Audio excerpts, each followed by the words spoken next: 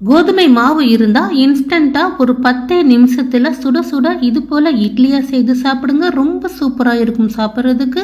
வாங்க செய்ய ஆரம்பிக்கலாம். இப்போ ஒரு பேன் எடுத்துக்கிறேன். அதில் 250 ml கப்பில் 1 கப் அளவுக்கு கோதுமை மாவு சேர்த்துக்கிறேன். நீங்கள் வீட்டில் அரைச்சது கடை மாவு எதுவாக இருந்தாலும் சேர்த்துக்கலாம். மாவை சேர்த்துட்டு அடுப்பை மீடியமாக வச்சு லைட்டாக நல்லா வறுத்துக்கோங்க. மாவோட பச்சை வாசம் போகிற அளவுக்கு வறுத்துக்கோங்க, ஒரு 2-3 நிமிஷம். இப்போ பாருங்கள் மாவு நல்லா வறுபட்டுருச்சு. இப்போ ஸ்டவ் ஆஃப் பண்ணிட்டு இதை ஆற வச்சுக்கிறேன். இதை தனியாக எடுத்து வச்சுட்டு இன்னொரு பேன் வச்சுக்கிறேன். அதில் ஒரு 2 ஸ்பூன் எண்ணெய் சேர்த்துக்கிறேன். இதில் 1 டேபிள் ஸ்பூன் அளவுக்கு கடலைப்பருப்பு சேர்த்துக்கிறேன். 1 ஸ்பூன் உளுந்து சேர்த்துக்கிறேன், வெள்ளை உளுந்து. உளுந்து கடலைப்பருப்பு லைட்டாக கலர் சேஞ்ச் ஆகட்டும். இப்போ இதில் ஒரு 1/2 ஸ்பூன் அளவுக்கு கடுகு சேர்த்து கொடுத்துக்கிறேன். பாருங்கள், இப்போ 1/2 ஸ்பூன் கடுகு சேர்த்துட்டு கொஞ்சமாக 1 பிஞ்ச் அளவுக்கு சீரகம் சேர்த்துக்கிறேன். இது ரெண்டும் நல்லா பொரிஞ்ச உடனே இதில் கொஞ்சமாக கருவேப்பிலை பொடியாக நறுக்குனதை சேர்த்துக்கிறேன். பொடியாக நறுக்கின கொத்தமல்லி தழை கொஞ்சமாக, ஒரே ஒரு பச்சை மிளகாய் பொடியாக நறுக்கினதை சேர்த்துக்கிறேன். ஒரு சின்ன பீஸ் இஞ்சி பொடியாக நறுக்கி சேர்த்துருக்கிறேன். இதை லைட்டாக மிக்ஸ் பண்ணி கொடுத்துக்கிறேன். இப்போ இதில் ஒரு மீடியம் சைஸ் கேரட் துருவி வச்சுருக்கேன், அதை சேர்த்துக்கிறேன். துருவன கேரட் சேர்த்துட்டு லைட்டாக மிக்ஸ் பண்ணிக்கிறேன். மிக்ஸ் பண்ணிவிட்டு ஸ்டவ் ஆஃப் பண்ணிட்டு இதை ஆற வச்சுக்கலாம். கொஞ்சம் இது போல் கேரட்லாம் சேர்க்கறதுனால நல்லா ஹெல்த்தியாகவும் இருக்கும், சாப்பிட்றதுக்கும் ரொம்ப டேஸ்ட்டாக இருக்கும். இப்போ லைட்டாக மிக்ஸ் பண்ணிட்டு ஸ்டவ் ஆஃப் பண்ணிட்டு இதை லைட்டாக ஆறட்டும். இப்போ நம்ம வறுத்து வச்சுருக்கிற அந்த கோதுமை மாவை ஒரு பவுலில் சேர்த்துக்கிறேன். சேர்த்துட்டு நம்ம வதக்கி வச்சுருக்கிற இதையும் சேர்த்துக்கலாம். ஃபுல்லாக முழுவதும் சேர்த்துட்டு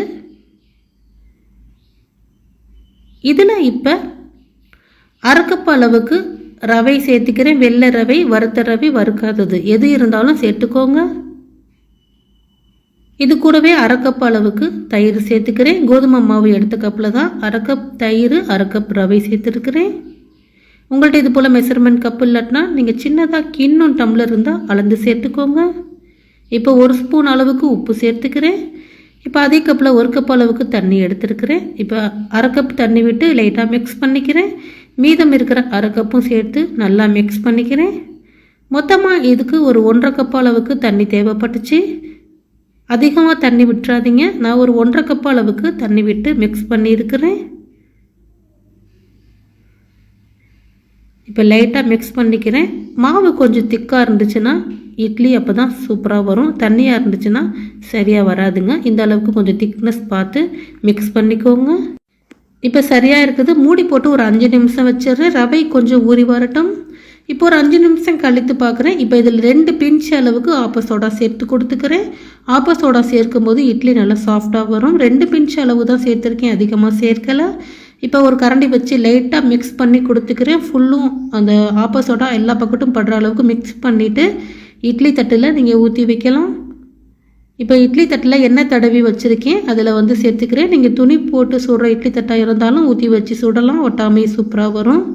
இப்போ இட்லி பாத்திரத்தில் தண்ணி நல்லா கொதிக்குது. இப்போ இட்லி தட்டை எடுத்து வச்சுட்டு மூடி போட்டு ஒரு 10 நிமிஷம் வேக வச்சுக்கிறேன். இட்லி பாத்திரத்தில் தண்ணி நல்லா கொதிச்ச உடனே மூடி போட்டு இட்லி தட்டை எடுத்து வச்சு மூடி போட்டு வைங்க. 10 நிமிஷத்தில் சூப்பராக வெந்துடும். இப்போ பாருங்கள், 10 நிமிஷம் கழித்து பார்க்குறேன். இட்லி நல்லா வெந்துருச்சு.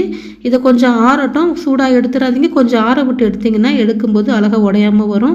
இப்போ பாருங்கள், ரொம்ப சூப்பராக இட்லி ரெடி ஆகிடுச்சு கோதுமை மாவில்.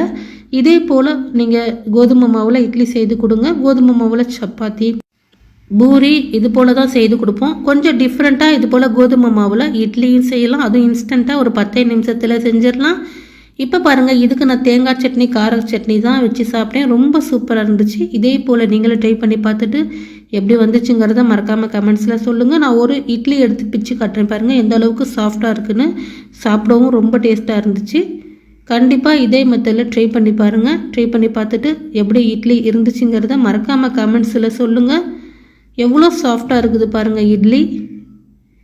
வீடியோ பிடித்திருந்தால் லைக் பண்ணுங்கள், ஷேர் பண்ணுங்கள். ஃபாலோ பண்ணாதவர்கள் ஒரு ஃபாலோ கொடுத்துருங்கப்பா.